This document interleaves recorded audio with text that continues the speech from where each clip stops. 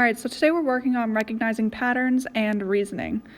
So let's start with our vocab. Our first word is conjecture. A conjecture is an unproven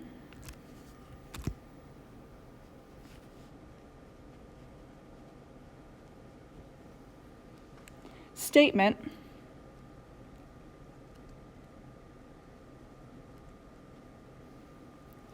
based on a pattern or observation.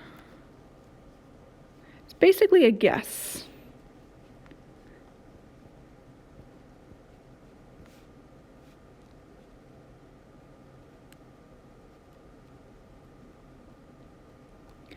It's kind of like in science, if you remember a hypothesis. You notice something and you're going to make a conjecture or a guess.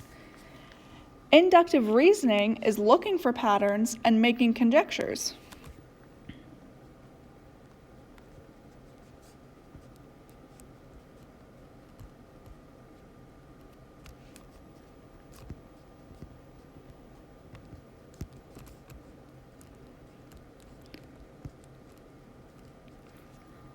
And finally, a counterexample is an example that shows a conjecture is false.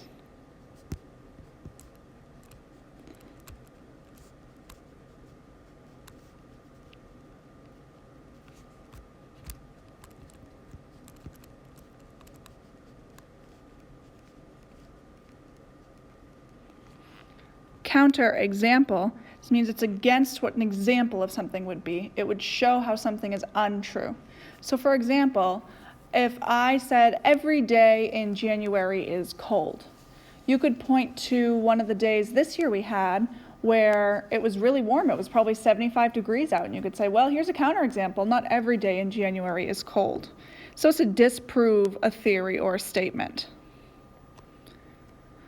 Now we're going to work on recognizing patterns. So a lot of geometry is going to be looking at lots of different pieces of evidence and trying to put together a statement or a conclusion. Now, if we look at this pattern, we see that we're going first from 3 to 6. Your initial thought could be, oh, maybe we're multiplying by 2. And that's why it's so important to look at all the different numbers to make sure that your rule works.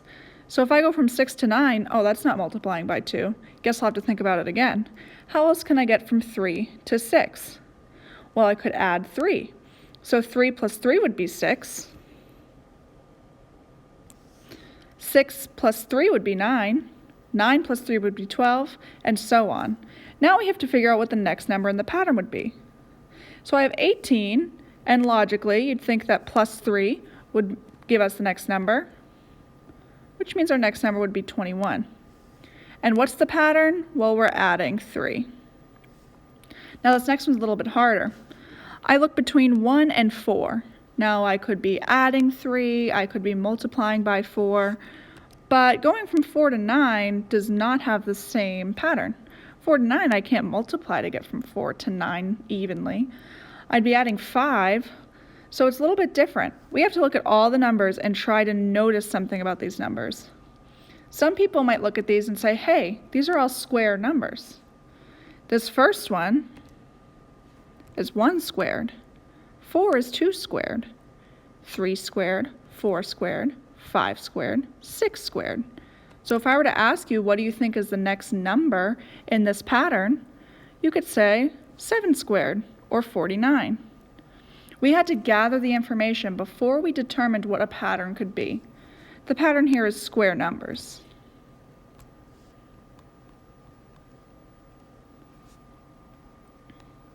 We can do this with visual patterns too.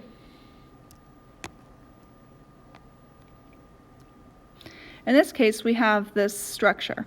It starts with 1 cube, then goes to 2 cubes or squares. So we have 1, 3 rather. Next one is 6, if we count. Next one is 1, 2, 3, 4, 5, 6, 7, 8, 9, 10. Other people might look at it more visually. They might see that it's getting 1 step taller and 1 step wider, and they're filling in between. So if we're going from 1, 2, 3, 4 by 1, 2, 3, 4, and we're making a staircase, this is 1, 2, 3, 1, 2, 3, 1, 2, 1, 2, and just 1, then the next one could be 1, 2, 3, 4, 5, 1, 2, 3, 4, 5. If I ever ask you to draw, it never has to be perfect. You just want to get the gist.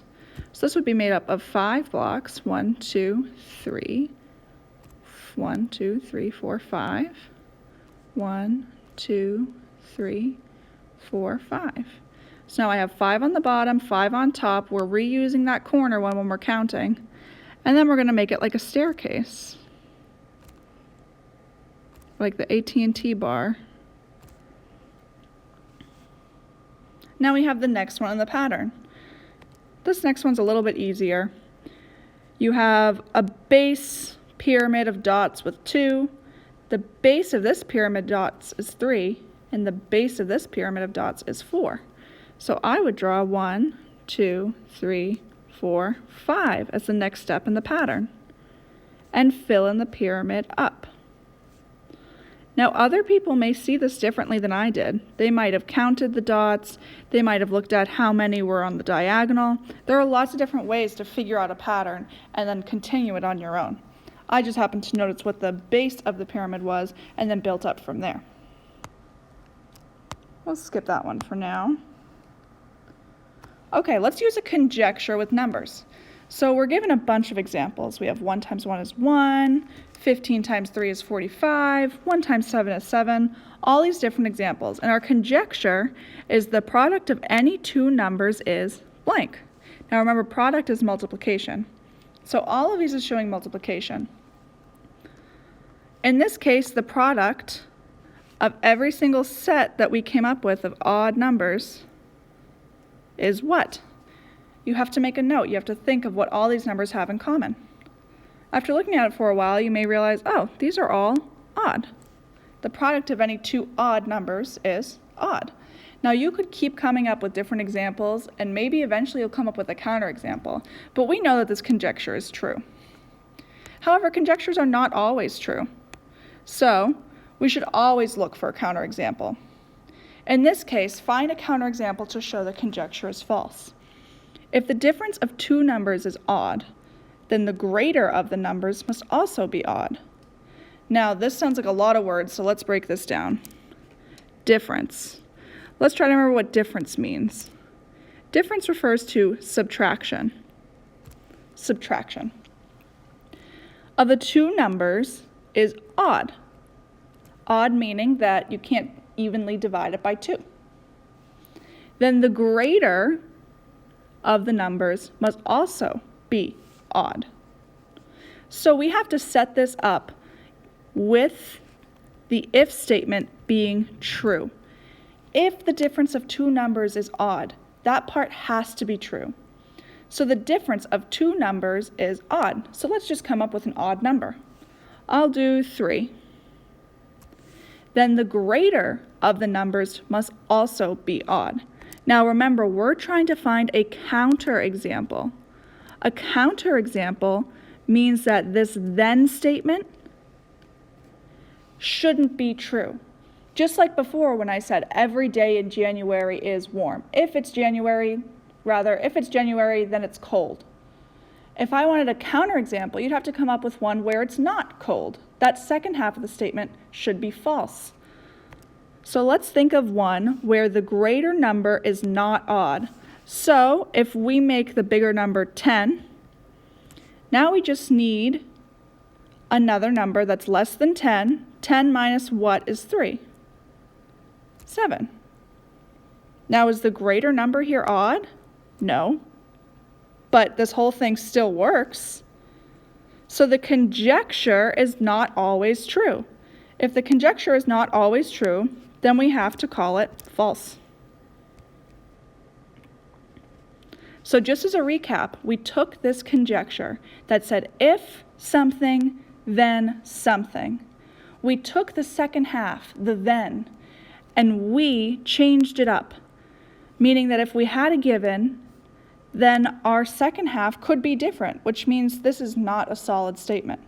If the difference of two numbers is odd, then the greater of the numbers does not have to be odd. We just thought of an example. Okay, finally, The difference of two positive numbers is always positive. So let's think of what we have to include. The difference of two positive numbers. Remember, difference means subtraction, and the two numbers have to be positive.